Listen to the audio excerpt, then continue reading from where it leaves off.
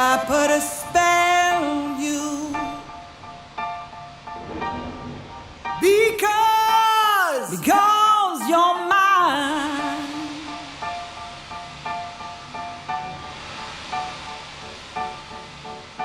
You're mine.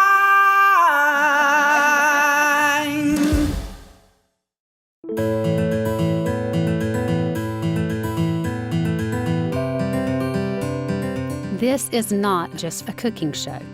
Of course I'll cook some things, and we'll taste some other things, and hopefully you'll find several things you like along the way. But really, this is not a cooking show. It's a show about sharing our history, because food is history. No matter where we find ourselves, we can always look down at our dinner plates and know where we've come from, and maybe get a little hint about where we're going. It's about sharing traditions and knowing when to honor them, and when to put on your boots and drag them kicking and screaming right through the plate glass window into modern times. But mostly it's about sharing great food with family and friends, sitting down to a well-appointed table, a wonderful meal, and a perfectly paired glass of wine, and just forgetting about everything else. So go ahead and pull up a chair. I've saved a seat for you.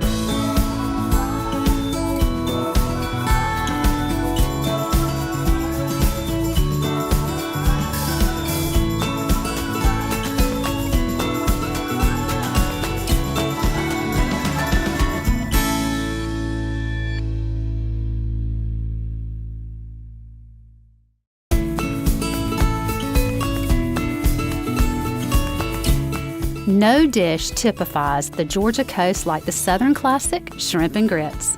As a Southerner, grits are a staple, and pairing them with the shrimp that thrive in the pristine coastal waters of Georgia makes the perfect combination. Found mostly in the low-country marsh areas, shrimp and grits was not widely recognized or praised until the early 1980s when Chef Bill Neal created his own special variation at his North Carolina restaurant, Crook's Corner. Then, New York Times food and restaurant critic Greg Claiborne published Neal's recipe a few years later. Although it took an introduction from the New York Times to bring this dish to national attention, it has certainly become a sensation reaching far beyond its Southern roots. What began as a breakfast meal has evolved into a dish that is served in the finest restaurants and is the truest form of Southern comfort food. And it varies from one part of the South to the other. Like most Southern dishes, no two recipes are exactly alike. A gourmet experience is at the top of my to-do list on any vacation. And today, I'm at the historic Jekyll Island Club on the Georgia coast, home of the Wild Georgia Shrimp and Grits Festival, to taste their award-winning shrimp and grits.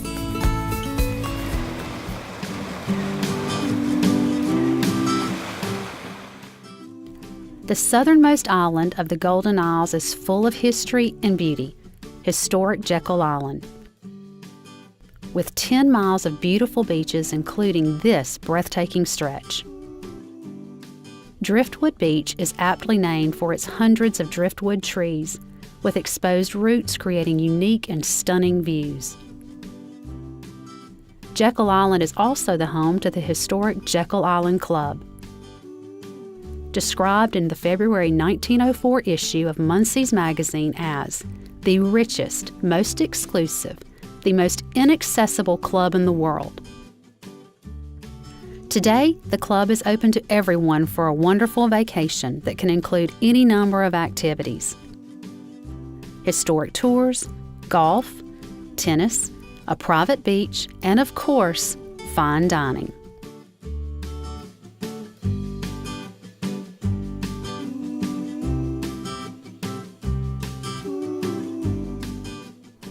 I have had such a good time on my weekend here at the Jekyll Island Club, and I think I have the perfect dinner party in mind. I'm going to go home, invite some friends and family over, and put my own twist on some shrimp and grits.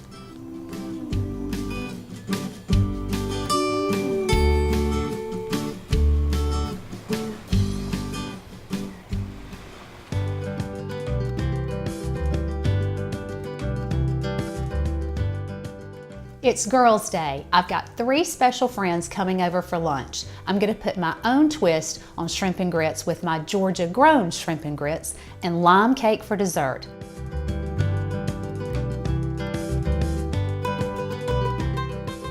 going to start with dessert first. I need 2 sticks of butter at room temperature. You really want to make sure that all of your ingredients are at room temperature. It'll help the cake bake better. This is such a great twist for a dessert. Normally with seafood, you have lemon, like a lemon pound cake or maybe a key lime pie. This is kind of a cross between the two. I'm gonna get the first part of these started and then add the rest as we go.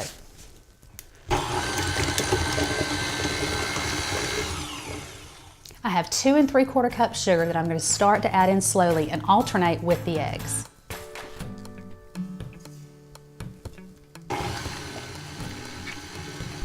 For today, I'm going to serve the dessert very simply, on a pretty little dessert plate on the table.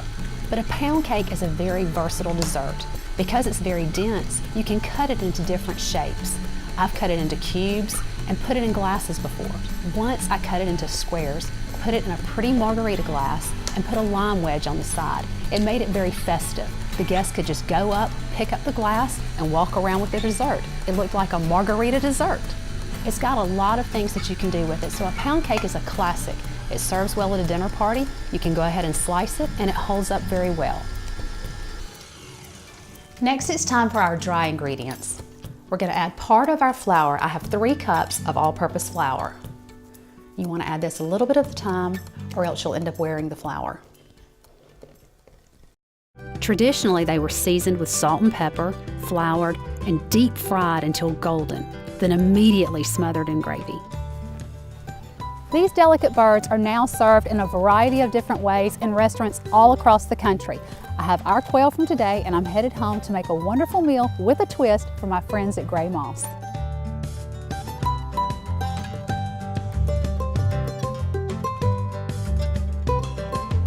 I can't think of a better way to end a wonderful day at Gray Moss than with a wonderful meal. And I'm going to start with my favorite thing, dessert first. I'm going to make my blue cheese and fig cheesecake. And I'm going to start with 1 stick of butter that I've already melted and 2 1/2 cups of graham cracker crumbs and 1 cup of sugar.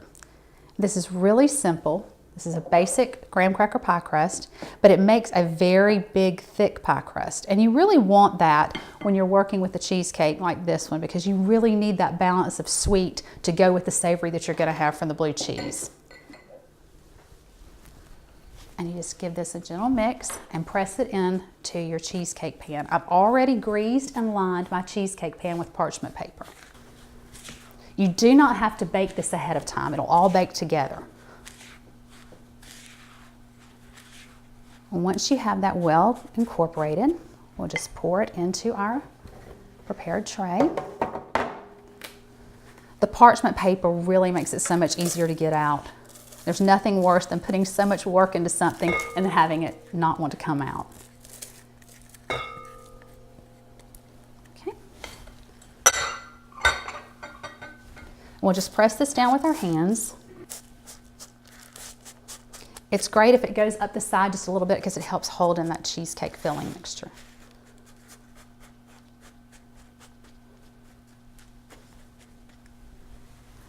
And now for the filling.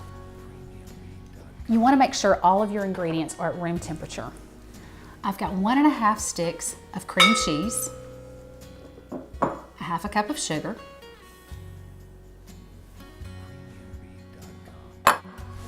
5 ounces of blue cheese, already crumbled, and 2 eggs. I'm going to go on and get this mixture started.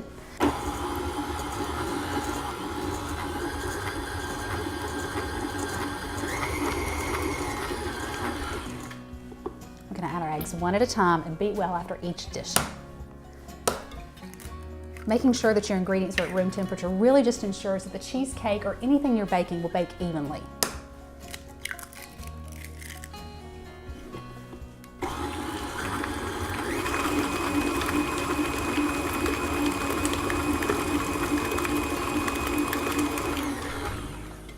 Add a teaspoon of vanilla for a little extra flavor.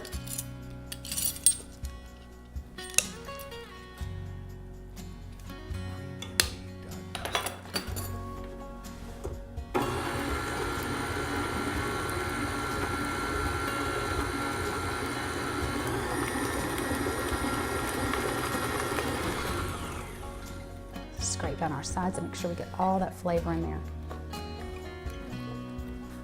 This is such a great twist on a traditional cheesecake.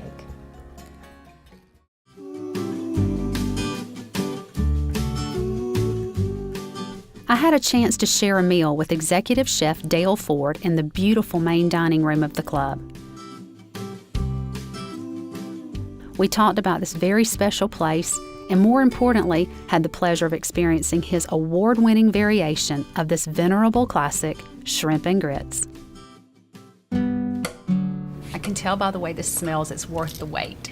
Tell me a little bit about what is in here before I take my first bite. Well, I have to tell you, this is our most popular dish here at the hotel, and it doesn't get any more southern than shrimp and grits for us. Crispy andouille sausage, stone-milled grits, and great Georgia white shrimp. So I don't have to wait any longer. Don't wait. It's time to, I don't have to just smell it. I can actually taste it. it's time to dive in. Gosh, The there's so much color on this plate. the crispiness of the andouille sausage and a little tomato concasse, which adds acid to it, all the way to the top garnish of the sweet potatoes, makes it pretty spectacular from a visual presentation. It's quite nice. Most But important is how it tastes. The proof is in the puddings. That's what they say.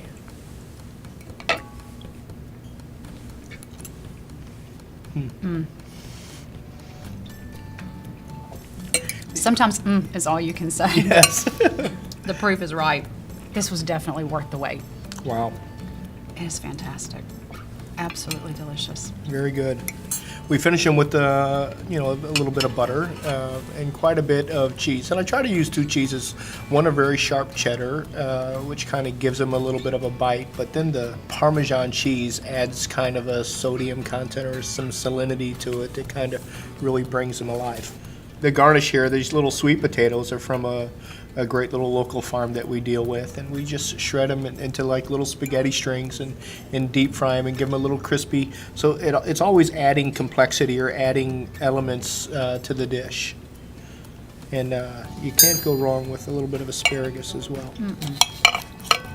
But it's so amazing to me that something this elegant and this flavorful was just a breakfast. Yeah. That 25 years ago, this would have been breakfast food. Who would have thought it, right? Yeah. I mean, they never really got past the breakfast meal period for quite some time, and today, we're a 3-meal period restaurant here at the Grand Dining Room, and this is on every single one of my menus, and great for breakfast, elegant enough to serve for dinner, and fun enough from a culinary standpoint for lunch.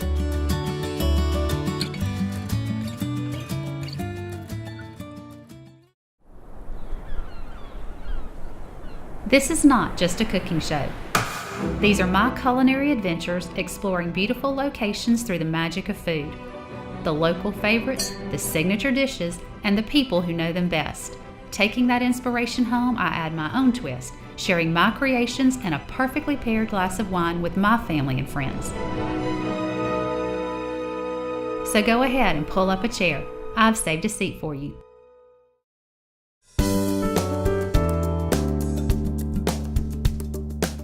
Nashville may be known for country music, but don't let it fool you. This city has just as much talent in its cuisine as it does its music. And I'm here on the trail of one of the city's hottest dishes.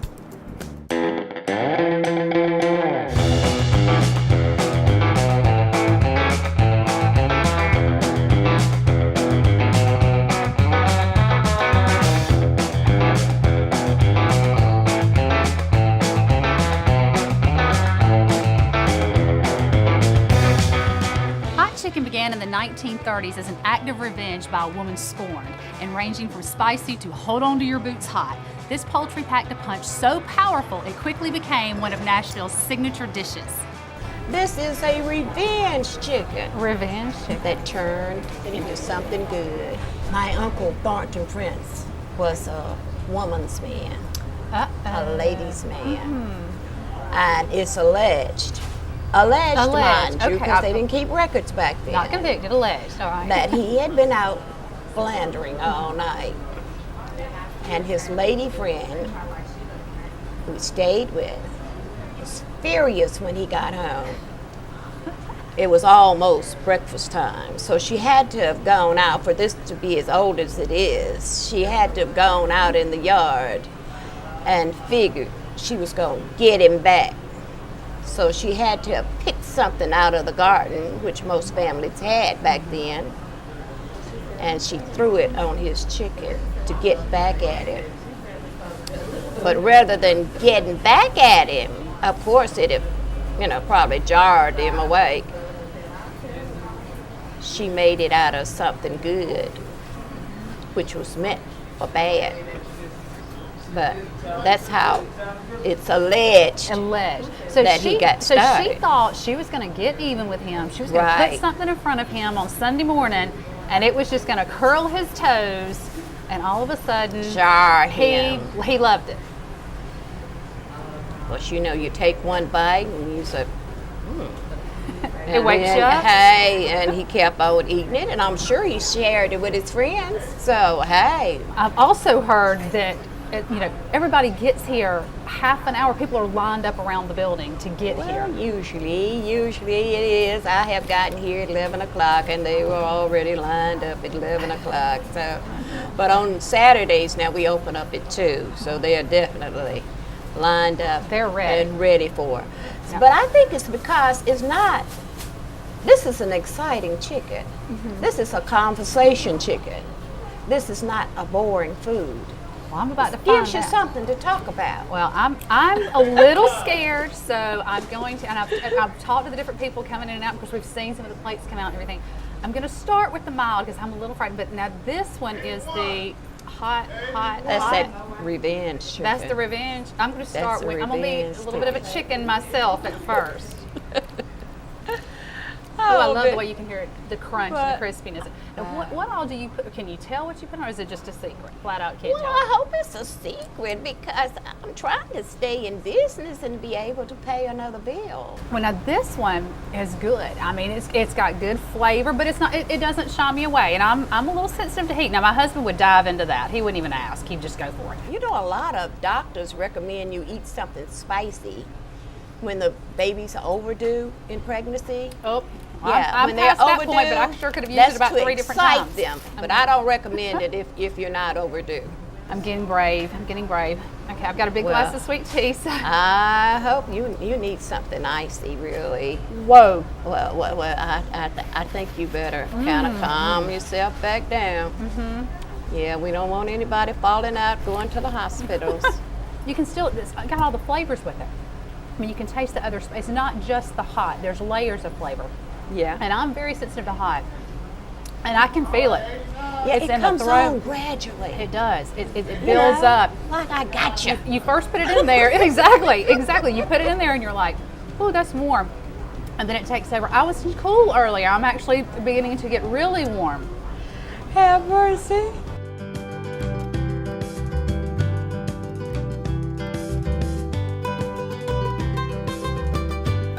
I don't know of anyone who likes spicy food better than my husband, Chris. And tonight, it's date night. I'm gonna put my own twist on Nashville hot chicken and make my spicy fried chicken.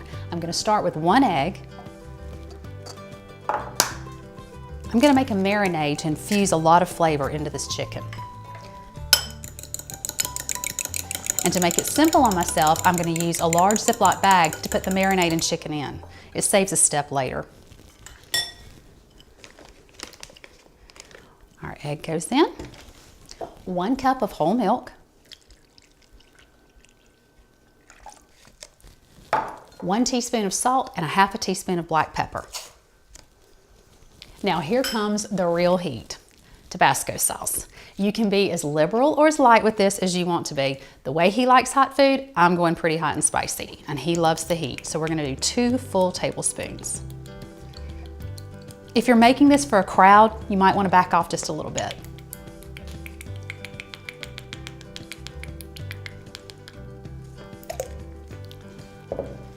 Give this a little stir. And now we're gonna add our chicken. I've got chicken tenders as opposed to big chicken pieces. These will fry up a lot quicker and they're a little more like bar food. I thought it would be fun for date night. We're just gonna drop these in our bag, seal it up, and let it marinate in the refrigerator. Now normally you would let this marinate at least 2 hours or even overnight. The longer you let it marinate, the more flavor you're gonna get.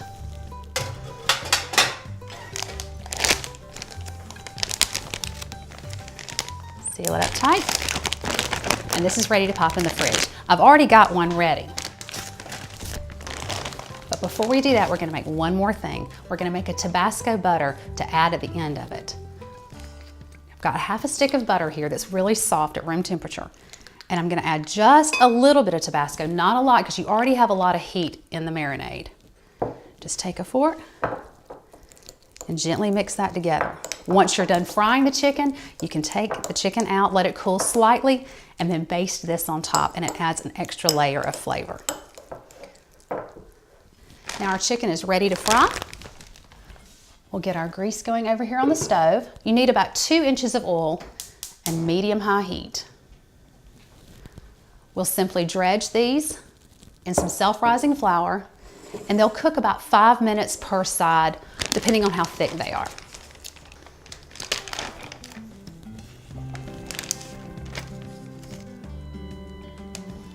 He is gonna love this. This is gonna be a perfect date night menu for him. You don't wanna overcrowd the chicken because you really want it to cook evenly.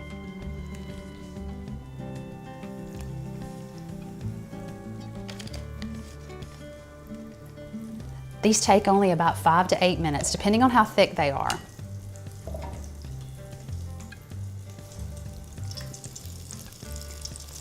I'm gonna get these fried up, and when we come back, I'm gonna make my grilled portobello mushrooms with an herb dipping sauce.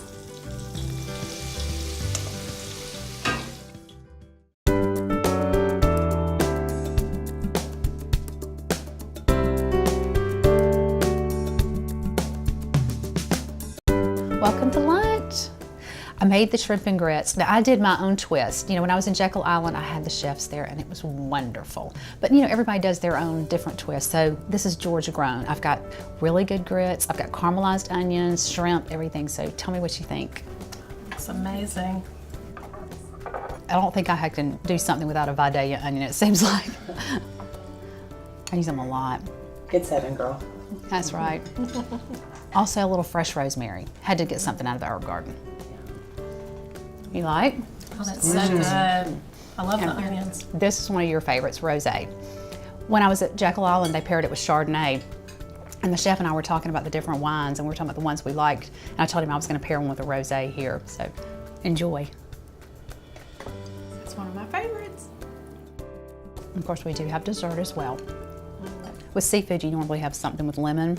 But I love lime and I love pound cake. So it's a lime cake with a cream cheese frosting. So no calories at all.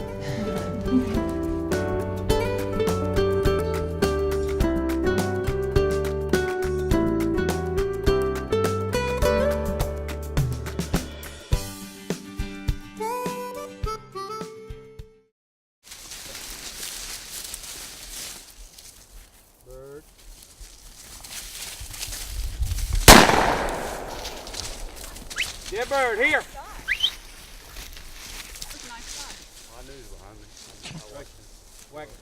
Will they hold that point until she finds the bird and lets the bird up? The dogs they're trained steady to winging shots, so they will stand steady and let the flushing dog go in and flush, and let the flushing dog retreat. And they always bring the bird back to you or to the wagon at the end? Right, the last bird goes back to the wagon. There's more than one bird down. They'll bring the first one or two to me. The last bird always goes back to the wagon. She's like a little fireball when she's going through the brush. That's the reason we use the English cockers, because they can get under the brush and flush the bird so good. And, Is it all the cocker breeds or just the English specifically? we mostly use field-bred English cockers, and they'll range anywhere from 25. Gracie's exceptionally small; she's only 18, but they range typically 25 to 35 pounds. She's amazing to watch. A lot of dry, but they're calm in the house, so they're good pets as well as hunting dogs. And Dan, this is his first season, but First season. he's already a lot bigger than Gracie. Yeah, and they have the same daddy. That's the cool thing about the English cockers is you never know what color. You know, there's so many different varieties, and they're happy doing what they're doing, and they're better pets than they are hunting dogs. And you could tell when we were on the wagon, Gracie was getting all excited. She was tense, but she was shaking, but it wasn't because she was cold. She was just excited. She said, Right. I know what's about to happen, and she was just excited. She enjoys it. She was ready to have some fun.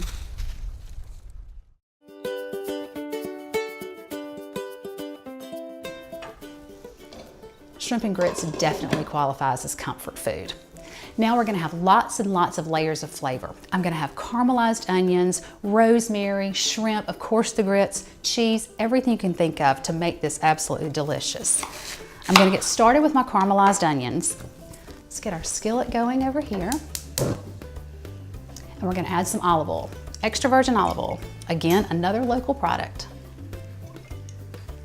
Now I like to have the onions in long slices because they curl up on top and they sit on the grits and they just look beautiful.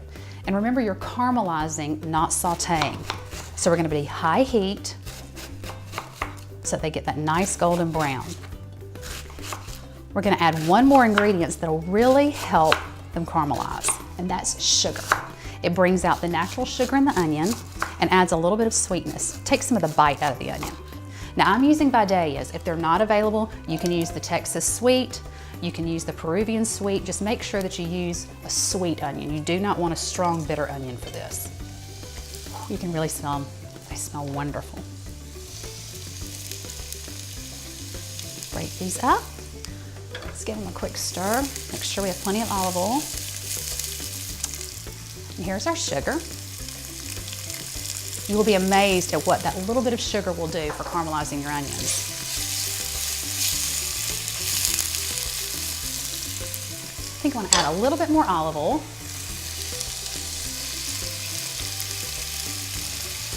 There we go. Once these really start to cook, you can turn the heat down a little bit. Now onto our shrimp. I'm using fresh rosemary. I love rosemary. I use it year round. It has such aroma, and it really pairs well with the shrimp. Just one sprig, about 2 tablespoons. We're going to give that a rough chop. Ooh, the onions are going, the rosemary's going. You can smell it all coming together. I can smell the butter and the grits. This is going to be wonderful.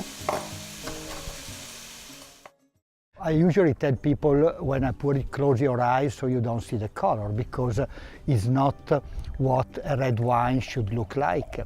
But Can I open? this is, you can open, yes, your eyes. But I see what you mean. is actually the color of the grapes. And Jefferson mentioned brick-colored grapes. I'm sure he's talking about this. They are the only grapes that I know that if you put them against the sun, they have a brick color.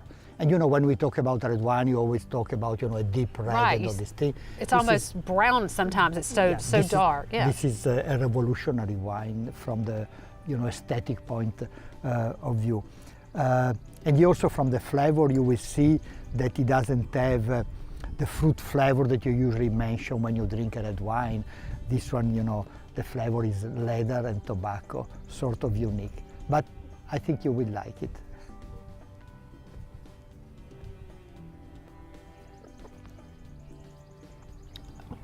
That's good.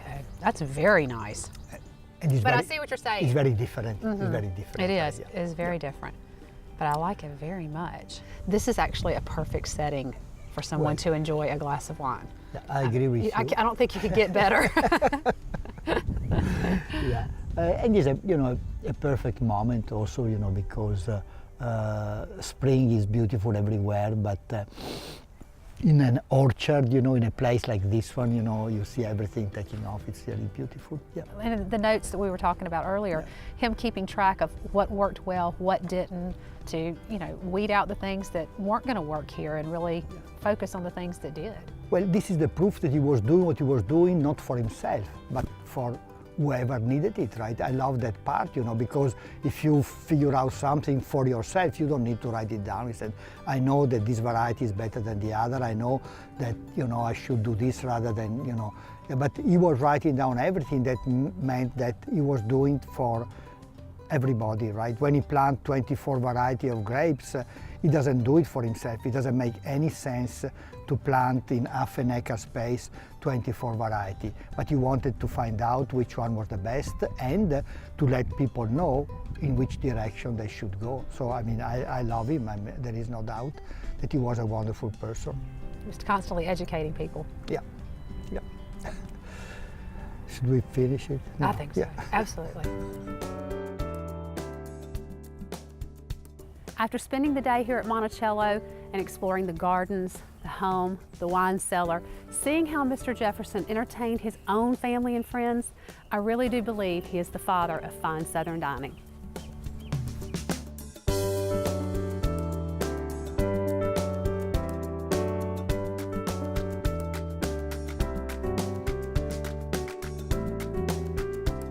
After my trip to Virginia, I decided I wanted to do a meal that really had some historical significance. And if you had gone back in time to the early Jeffersonian period, they would have had meals that would have had either pork or chicken, and of course fresh fruits and vegetables and a lot of herbs. And so I did a pork tenderloin that's got an herb roasted crust on it. It's got rosemary and lots of good things in that, but also the cornbread salad. Now you would have had cornbread then that would probably been traditional, a cornbread slice and then some vegetables, but I've put them together. It's actually my grandmother's recipe. And the wine.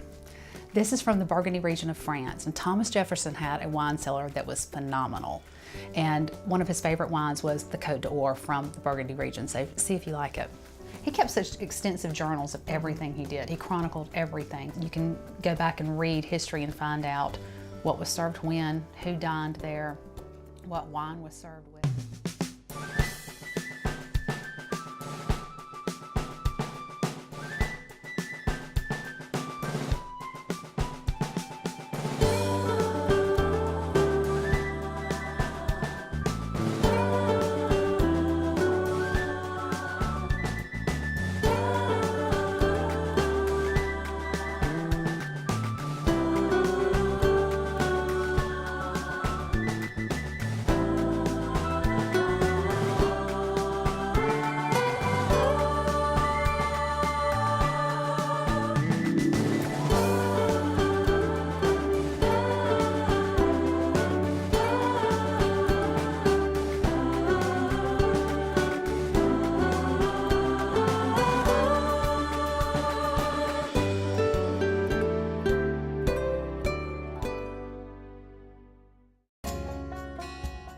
For our main dish, we're going to do my sweet and savory quail.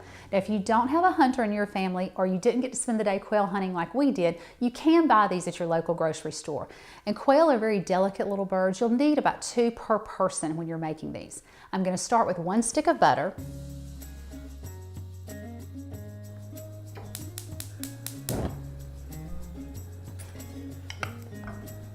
And you will not need to grease your pan that your quail are in because the butter will add all of the oils that you need. And we're just going to melt this down slightly. Now, like I said, normally with quail you'd have heavy gravy and things like that with it. These are sweet and they fall off the bone tender because you cook them low and slow. Now, while the butter melts, I'm going to get one other ingredient that really brings out the sweet part of it. This is homemade Mayhaw preserves. Now, if you don't have Mayhaw, you can substitute grape or currant jelly for this. We have these quite predominantly here in South Georgia, and they work beautifully with it. They give the sweetness, the butter gives the savory.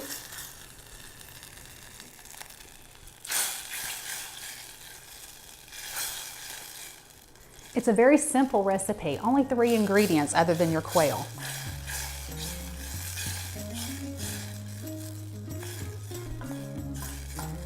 You want to mix the Mayhaw jelly in while the butter's melting because it'll help break down the jelly so that everything spreads smoothly over the quail.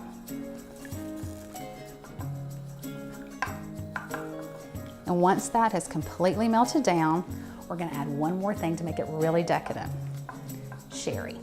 You're going to add 1/4 cup of cream sherry. Now it's very strong when you smell it, but once it cooks down, all it does is bring out a lot of great flavor. We'll turn off the flame. We'll incorporate our sherry.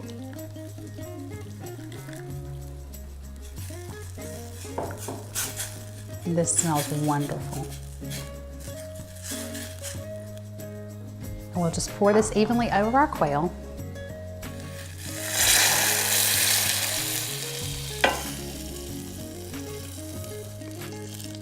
Now here's the trick. You're gonna cook this low and slow, a 250-degree oven for 3 hours. I'm gonna pop these in the oven and we'll be ready to go.